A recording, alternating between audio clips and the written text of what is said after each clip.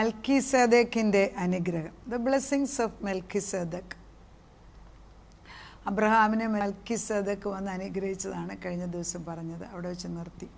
അപ്പവും വീഞ്ഞും കൊണ്ടുവന്ന് ശാലോം രാജാവ്, അതായത് ശാലോം മീൻസ് സമാധാനത്തിൻ്റെ രാജാവ്, യുദ്ധത്തിൽ ജയിച്ചു കഴിഞ്ഞപ്പം അബ്രഹാമിനെ അനുഗ്രഹിക്കുന്നത് സ്വർഗത്തിൽ നിന്നുള്ള അനുഗ്രഹമാണിത്.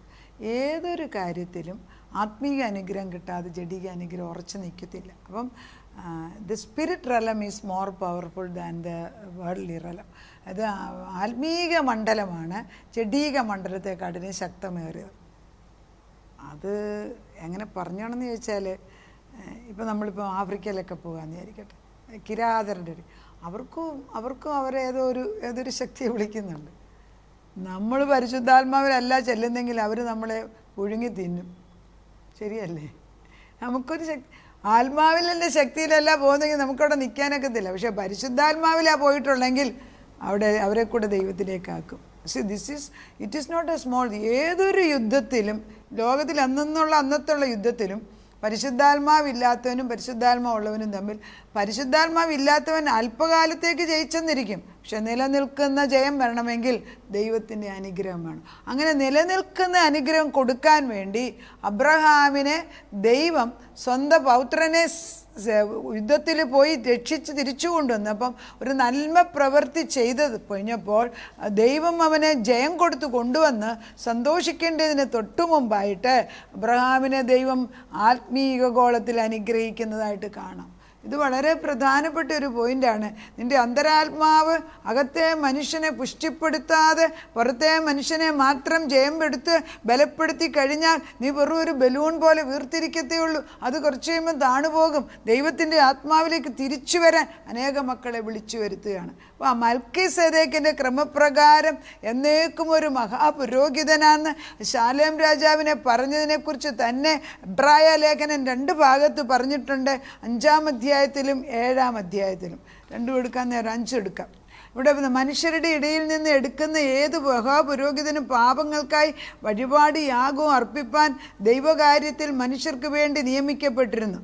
താനും അപ്പം പുരോഹിതൻ, പഴയ നിയമകാലത്ത് പുരോഹിതൻ തൻ്റെ ബലഹീനതയ്ക്ക് വേണ്ടി യാഗം അർപ്പിക്കേണ്ടി വന്നിരുന്നു.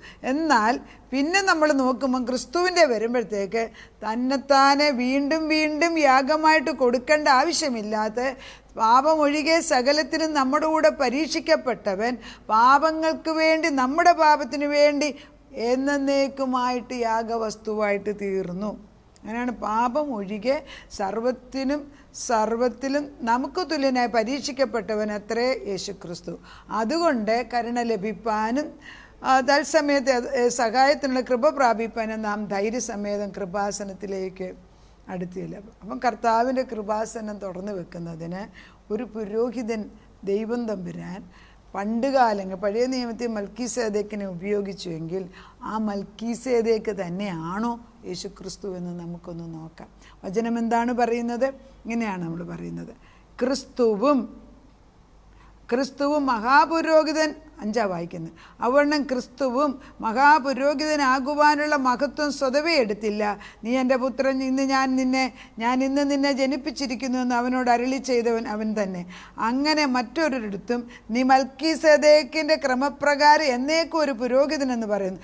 ക്രിസ്തു തൻ്റെ ഐഹിക കാലത്ത് തന്നെ മരണത്തിൽ നിന്ന് രക്ഷിപ്പാൻ കഴിയുന്നവനോട് ഉറച്ച നിലവിളിയോടും കണ്ണുനീരോടും കൂടെ അപേക്ഷിച്ച് അഭയാചനം കഴിക്കുകയും ഭയഭക്തി നിമിത്തം ഉത്തരം ലഭിക്കുകയും ചെയ്തു. പുത്രനെങ്കിലും താൻ അനുഭവിച്ച കഷ്ടങ്ങളാൽ അനുസരണം പഠിച്ച് തികഞ്ഞവനായി തന്നെ അനുസരിക്കുന്ന ഏവർക്കും നിത്യരക്ഷയുടെ കാരണഭൂതനായി തീർന്നു. മൽക്കീസേദെക്കിൻ്റെ ക്രമപ്രകാരം മഹാപുരോഹിതൻ എന്നുള്ള നാമം ദൈവത്താൽ ലഭിച്ചുമിരിക്കുന്നു. ഉണ്ട്. എങ്ങനെയാണ്? മഹാപുരോഹിതനെന്നും ശാലേമിൻ്റെ രാജാവ്, സമാധാനത്തിൻ്റെ രാജാവെന്നുള്ള പേര് ദൈവം തമ്പുരാൻ യേശുക്രിസ്തുവിന് കൊടുക്കുന്നതിന് മുൻപേ അനുസരണത്തോടുകൂടി ദൈവം തന്നെത്താനെ യാഗമായിട്ട് കൊടുക്കേണ്ടി വന്നു. ദൈവം തന്നെത്താനെ ഏൽപ്പിച്ചത് ദൈവത്തിന് പാപം ഉണ്ടായിട്ടല്ല, നമ്മുടെ പാപങ്ങൾക്ക് വേണ്ടി. അവിടെയാണല്ലോ കണ്ടീഷൻ. ഈ പാപമില്ലാത്ത സ്റ്റേജ് നമ്മുടെ ബുദ്ധിക്ക് മനസ്സിലാക്കാൻ പാടാണ്. ഞാൻ എത്ര ആലോചിച്ചിട്ടും എനിക്കത് ചിന്തിക്കത് കിട്ടിയിട്ടില്ല. ഞാൻ ചിലപ്പം വിചാരിക്കും ഒരു ദിവസം ഒരു 24 മണിക്കൂറെങ്കിലും പാപത്തിൻ്റെ അഴുക്ക് ചിന്ത, നെഗറ്റീവ് ചിന്ത, അങ്ങനെ ഇരിക്കാൻ ഒത്തിട്ടില്ല ഇതുവരെ. എന്തെങ്കിലുമൊക്കെ കയറി വരും ചിന്തകളിൽ. ഒന്നീ സംശയമായിരിക്കും, നെഗറ്റീവ് അല്ലെ മറ്റുള്ളവർക്ക്, അല്ലെ നമ്മളെക്കുറിച്ചുള്ള ലോ എസ്റ്റീമായിരിക്കും, എന്തെങ്കിലുമൊക്കെ കയറി വരും. അല്ലെ ഒരാളുടെ പ്രയാസം കേൾക്കുമ്പോൾ അവരുടെ കൂടെ നമ്മൾ താഴുന്നതായിരിക്കും. So it is not easy. ഈ പാപമില്ലാത്ത സ്റ്റേജ് എന്തെന്ന് ഭൂമിയിലുള്ള മനുഷ്യരോട് പറഞ്ഞു പിടിപ്പിക്കാൻ പാടാം. പക്ഷേ കർത്താവ് ഏതായാലും പാപമില്ലാത്ത വ്യക്തിയാണെന്നും ഒരൊറ്റ മനുഷ്യൻ ഭൂമിയിൽ പാപമില്ലാതെ ജീവിച്ചത് യേശുവാണെന്നും നമുക്കറിയാം. ഇവിടെ നമ്മൾ പുറകോട്ട് റിലേറ്റ് ചെയ്യുമ്പോൾ അദ്ദേഹത്തിനെ മൽക്കീസേദെക്കിൻ്റെ അതേ സ്ഥാനത്തിലേക്ക് സമാധാനത്തിൻ്റെ രാജാവാക്കുന്നതിന് മുൻപ് യേശു ക്രിസ്തുവും കഷ്ടപ്പെട്ട് കഷ്ടത അനുഭവിച്ചു. അതാണിപ്പോൾ വായിച്ചത്. കർത്താവ് പോലും ഉറച്ച നിലവിളിയാടും കണ്ണുനീരോടും കൊണ്ട് അപേക്ഷയിൽ അഭിയാചന കഴിച്ച് ഭയഭക്തി നിമിത്തം ഉത്തരം ലഭിച്ചു. എന്ത്? അവനൊരു മൽക്കീസേദെക്കായിട്ട്.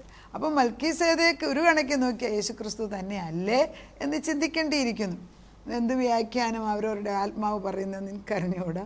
But it is very evident. പിന്നെ നമ്മൾ ഈ 7:17 പറയുന്നുണ്ട്, നീ മൽക്കീസേദെക്കിൻ്റെ ക്രമപ്രകാരം എന്നേക്കും ഒരു പുരോഹിതൻ എന്നല്ലോ സാക്ഷീകരിച്ചിരിക്കുന്നത്. ഇത് ക്രിസ്തുവിനെ കുറിച്ചാണ്. നീ എന്നേക്കും ഒരു പുരോഹിതനെന്ന് കർത്താവ് സത്യം ചെയ്തു അനുദപിക്കയില്ല എന്ന് തന്നോട് അരുളി ചെയ്തവൻ ഇട്ട ആണയോടുകൂടി തന്നെ, ആണ കൂടാതെയല്ല എന്നതിന് ഒത്താണ് വിശേഷമേറെ നിയമത്തിന് യേശു ഉത്തരവാദിയായി തീർന്നു. അപ്പം എന്നും Jesus stands as the surety.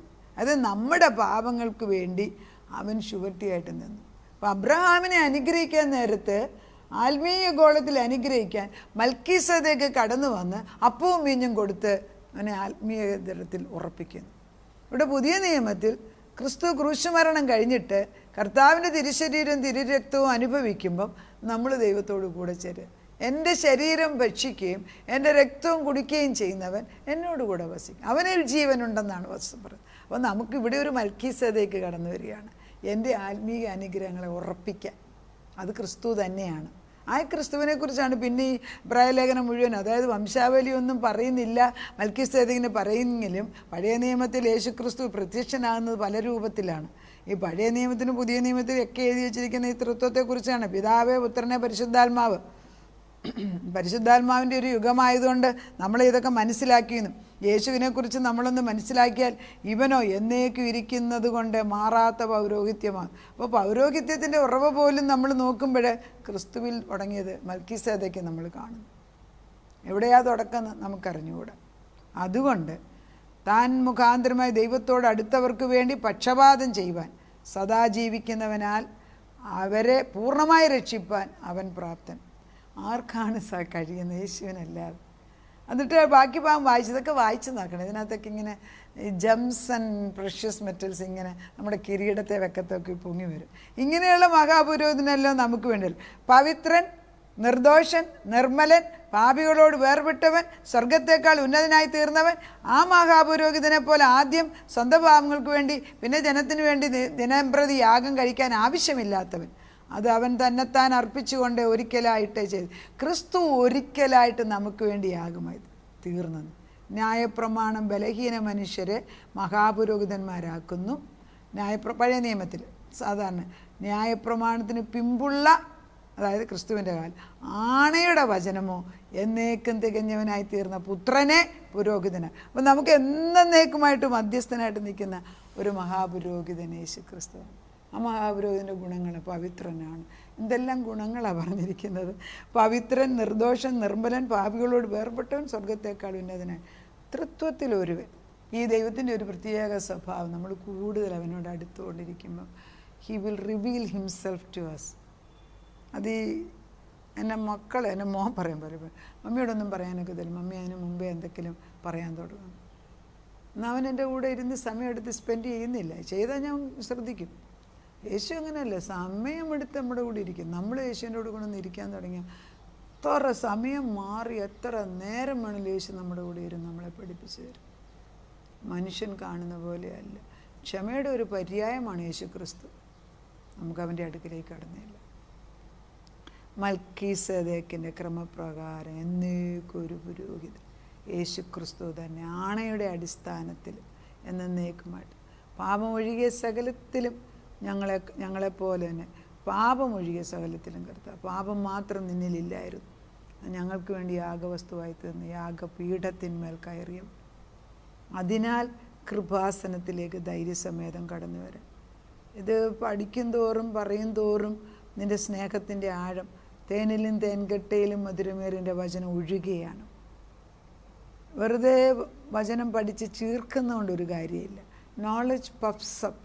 പക്ഷെ ഇതങ്ങനെയല്ല. വിസ്ഡം, സ്വർഗത്തിലെ ജ്ഞാനം വരുമ്പം ആഴമേറിയ ഈ കരുണയുടെ കടലിനകത്തോട്ട് കാല് വെക്കാൻ തുടങ്ങിയതേ ഉള്ളൂ. നിൻ്റെ സ്നേഹത്തിൻ്റെ ആഴം അനുഭവിച്ചറിയാൻ എത്ര പറഞ്ഞാലും ഞങ്ങൾക്ക് മനസ്സിലാക്കാൻ പോരാ. പക്ഷെ നീ എന്നും ക്ഷമയോടുകൂടി ഞങ്ങളെ പഠിപ്പിക്കുകയാണ്. എന്നും ഓരോ അനുഭവത്തിലും നിൻ്റെ ഓരോ ഫേസറ്റ് ഓഫ് ക്യാരക്ടർ, നിൻ്റെ ഓരോ സ്വഭാവങ്ങളെ പഠിപ്പിച്ചു തരും. ആരാണ് ദൈവമെന്ന് അവയെല്ലാം ഞങ്ങളുടെ തലയിൽ ഓരോ ഡയമണ്ട് പോലെ വെച്ച് തന്നിട്ടുമുണ്ട്. ഇത്ര മനോഹരനായൊരു ദൈവത്തെ ഞങ്ങൾക്ക് കാണിച്ചു തന്ന ഈ ഭാഗ്യം ഞങ്ങളുടെ തലമുറകളിലേക്ക് പാസ് ചെയ്യട്ടെ. അബ്രഹാം, ഇസ്ഹാക്ക്, യാക്കോബിൽ കൂടെ ദാവീദ് പുത്രനായിട്ട് കടന്നു വന്ന യേശുവേ എന്ന് ആര് വിളിച്ചാലും ഉത്തരം കൊടുക്കുന്നുവെങ്കിൽ ഞങ്ങളും അങ്ങനെ തന്നെ വിളിക്കുക. ദാവീദ് പുത്ര, മൽക്കീസേദെക്കിൻ്റെ ക്രമപ്രകാരം എന്നേക്കൊരു പുരോഹിതന്, മഹാപുരോഹിതനെ ഞങ്ങളെയും ഞങ്ങളുടെ തലമുറകളെയും അനുഗ്രഹിക്കല്ലാതെ മാറില്ല. ഞങ്ങൾ നിൻ്റെ മുമ്പ് ഞങ്ങളുടെ തലമുറകളെ കൊണ്ടുവച്ചിരിക്കുന്നു. അവിടുന്ന് അവരെ സ്നേഹത്തോടെ കൊണ്ടുവരുന്നതിന് നന്ദി. പ്രാർത്ഥനയുടെ ഉത്തരം തന്നതിന് നന്ദി. യേശു ക്രിസ്തുവിൻ്റെ പുണ്യനാമത്തിൽ തന്നെ ആമേൻ.